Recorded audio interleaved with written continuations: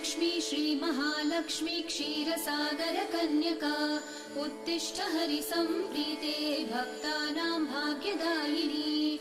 श्रीलक्ष्मी श्रीमहालक्ष्मी क्षीरसागर कन्यका उत्तिष्ठ हरिसम्प्रीते भक्तानां भाग्यदायिनी।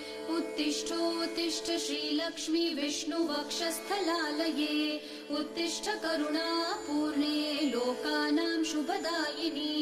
उत्तिष्ठोत्तिष्ठ श्रीलक्ष्मी विष्णुवक्षस्थलालये उत्तिष्ठ करुणापूर्णे लोकानां शुभदायिनी।